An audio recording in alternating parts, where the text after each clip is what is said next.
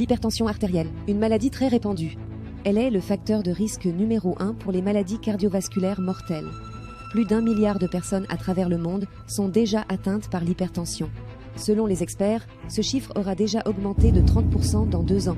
Les principaux facteurs d'hypertension sont une mauvaise alimentation, le surpoids, le manque d'exercice, le stress ainsi qu'une consommation accrue d'alcool et le tabagisme.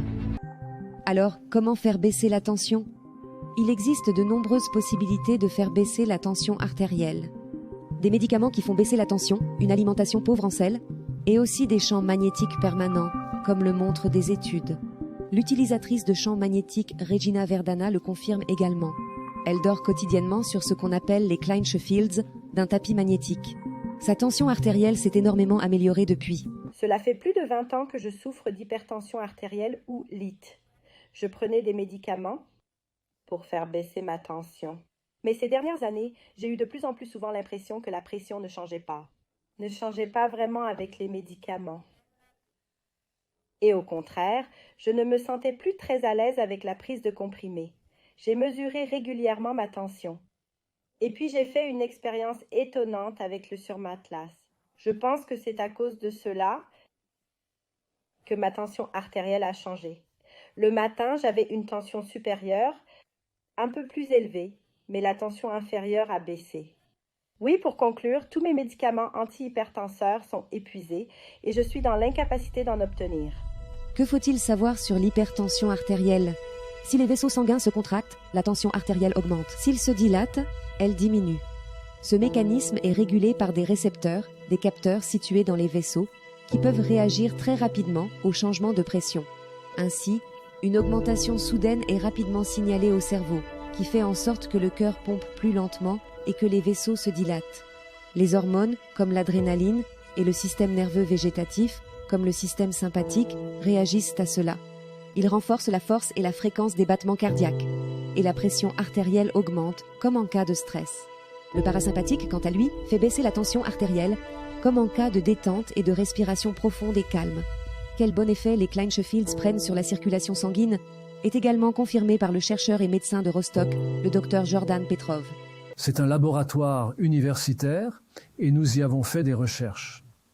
L'examen se déroule de la manière suivante.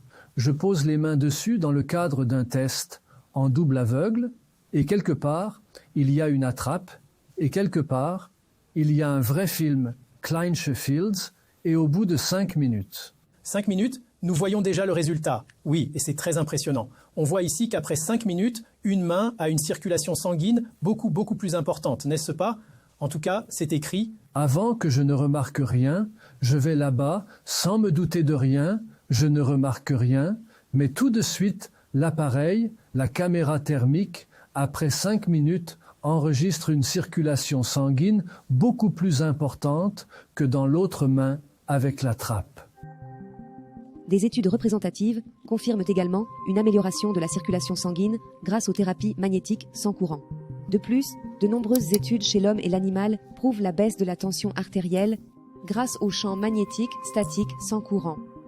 La première étude de Kleinsche Fields, prouvée par le Pr Brigitte Koenig, présente déjà des retombées positives. Montre en outre des améliorations étonnantes dans de nombreuses pathologies, et pas seulement en cas d'hypertension.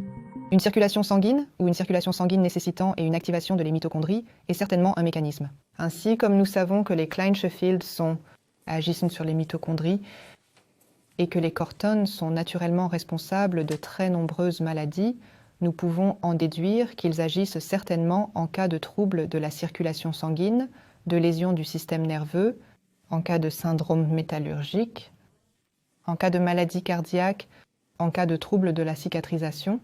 L'hypertension et les dépôts vasculaires ainsi que l'usure des vaisseaux sanguins sont responsables de maladies telles que l'attaque cérébrale, infarctus du myocarde et de multiples autres affections affectant le système cardiovasculaire.